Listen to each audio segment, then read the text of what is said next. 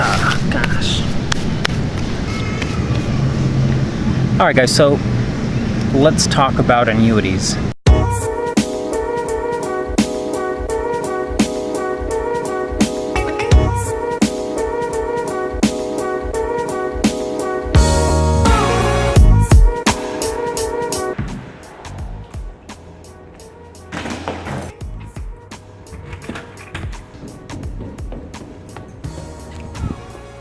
I think what I'll do is I'll just spend the rest of the week covering this one subject pretty much whenever I get the chance, wherever I am. So we will get some sun since it had been cool the last few days.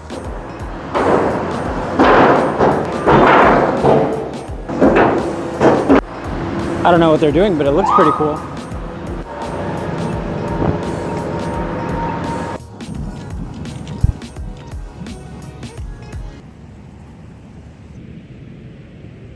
All right, guys, so let's talk about annuities.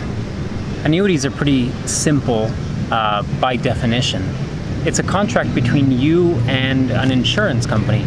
And for the most part, what it means is that you're giving them a certain amount of money, and in return, they're promising to pay you a certain amount of dollars, usually every single month, for the rest of your life, or for a fixed period of time. There are fixed annuities, which work kind of like CDs, essentially just a fixed interest rate for a certain amount of time. And then there's a swan watching me. Hi, I have an audience. And then there are variable annuities. Variable annuities are definitely investment products. In fact, you need a different license to sell a variable annuity than all of the other types of annuities. Variable annuities are essentially just mutual funds sold through an insurance company, and they typically don't function very well as traditional annuities. They don't do a very good job of paying you the monthly income. They can, but definitely not the best bet. In general, though, the concept is I'm going to give the insurance company a certain amount of money. They're going to pay me back a certain amount of money every single month for the rest of my life. So the question is it a good deal? And the way to think about it, really, the easiest way to kind of dissect and cut through everything, because you're going to hear about things like guaranteed interest rates and guaranteed increases in income. We'll talk about those some other times. I'm super skeptical about them, and I'm yet to see an annuity contract that actually does that well. Essentially, the chances of that actually happening are pretty slim. So let's just talk about the most basic setup, which means that either immediately or sometime down the line, the insurance company is going to start paying me those guaranteed monthly checks. So the question is, I guess just the same as any other investment, is it a good deal?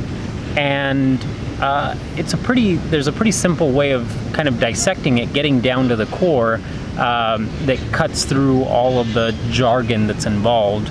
Every insurance company is going to come up with their own kind of spin and jargon to make it sound really fun and fancy.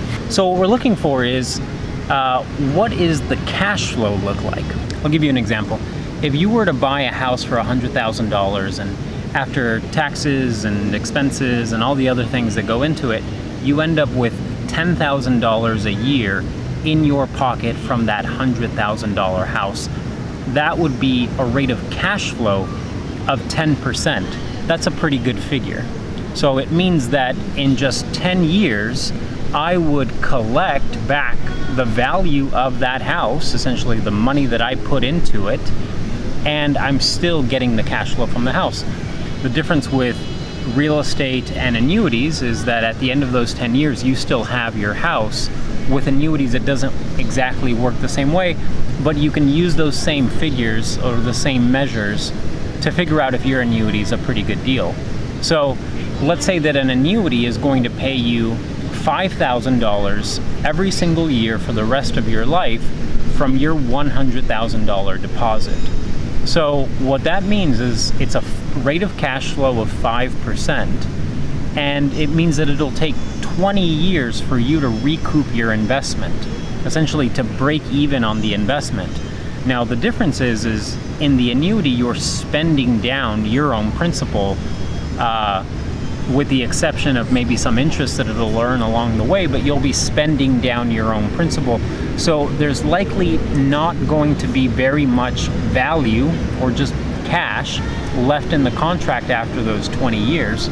So if it took 20 years for me to get my $100,000 worth of payments back, or my $100,000 that I gave in a lump sum, if it took 20 years for me to get that back in payments, what I consider that to be is essentially a 0% rate of return for 20 years, because for those 20 years, the payments would have equaled the same thing as if I would have just rationed that money out to myself. Now, the other side of that coin is that if you're still alive on year number 21 and 22 and 23 and 24, you're still collecting $5,000 every year, and now the insurance company has paid you more than what you originally paid them. That's when it starts to get to be a better deal. But when we look at it, let's say that you start the contract at age 65. So it's going to take from age 65 to, let's say, about early 80s or 85 if we're doing 5%. If you're doing 5.5%, 6%, the math will change a little bit. If you're going to be 85 in order to get a 0% rate of return, we would need to fast forward to your age of 95 for you to have collected $50,000 above the original $100,000 that you gave them.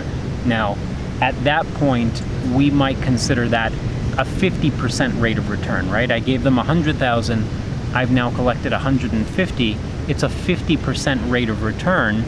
The asterisk there is that it took 30 years to get a 50% rate of return. So the actual average annual rate of return, I can't do it in my head, maybe I'll put it right here. The actual average rate of return is very, very little.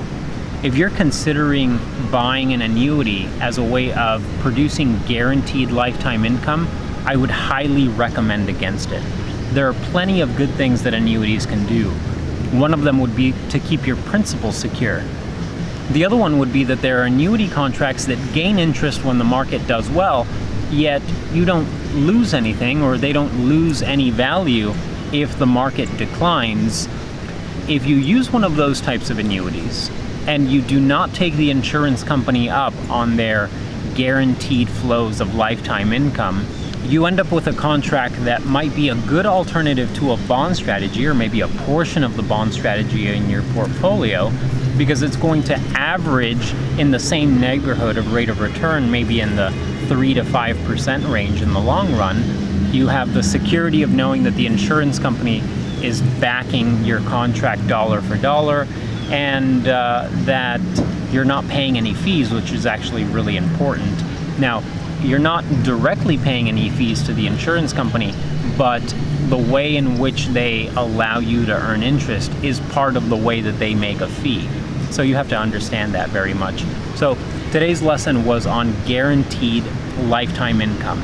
There's absolutely no contract that I've reviewed in the last going on 6-7 years.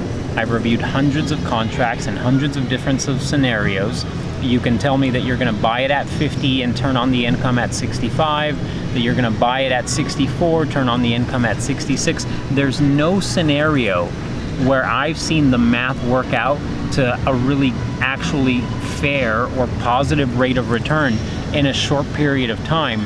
You end up with something that has a 0% rate of return for a very long time, and only then will make you money if you can manage to stay alive beyond life expectancy. Keep in mind, the insurance company has done their math. They know exactly what works. They don't have big buildings. Probably one right here. They don't have big buildings because they give away the house. So just do your homework. Stay away from annuity contracts with guaranteed incomes.